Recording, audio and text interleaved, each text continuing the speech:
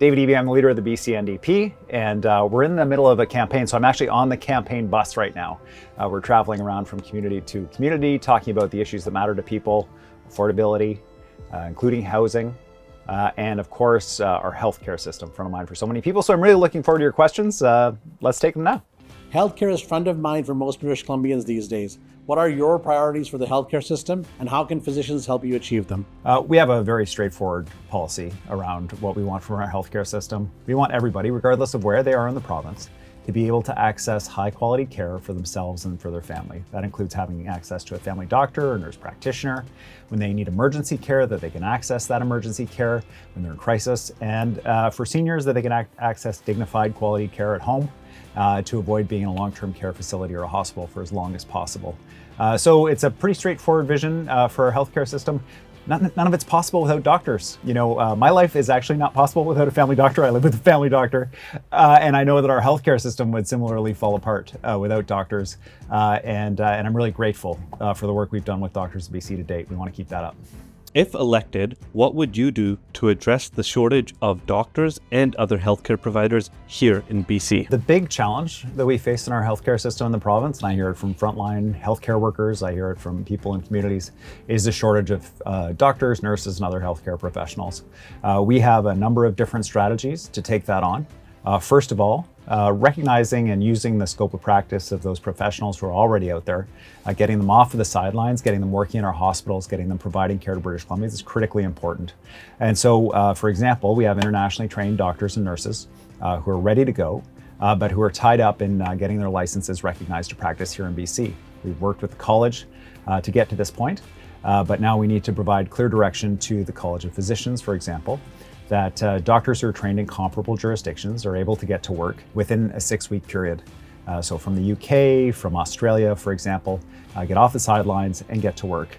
For doctors from across Canada, they should be able to work here on a provisional license immediately.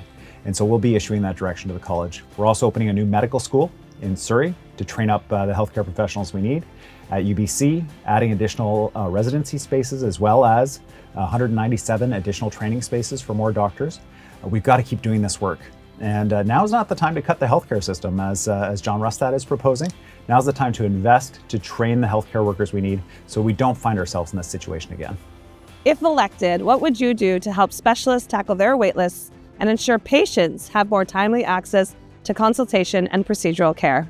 Access to specialists is so important for British Columbians. It doesn't matter if you're facing a cancer diagnosis or you need a knee replacement or a knee surgery or a hip surgery or some other complex health issue that only a specialist can assist with. We want to also assist the specialists to make sure that that process for British Columbians accessing your services is as quick and as painless as possible. So that's things like making sure that our referral system works properly. So you're not spending your time dealing with administration around referrals, you're actually spending your time with patients who need your care.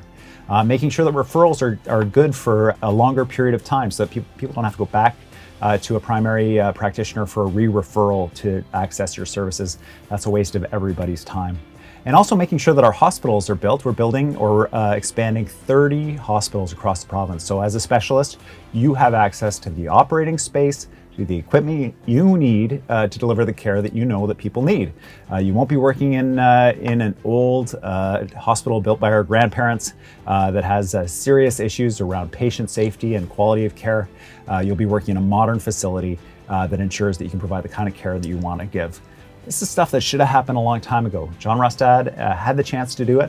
We're building the hospitals across the province. We're the ones making sure that we're supporting the doctors in our province with high quality places to deliver care.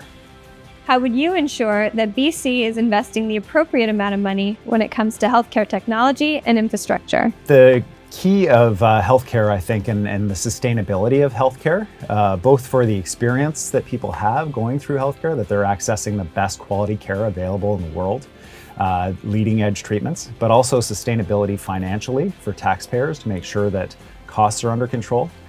Technology can provide significant support in both of these areas.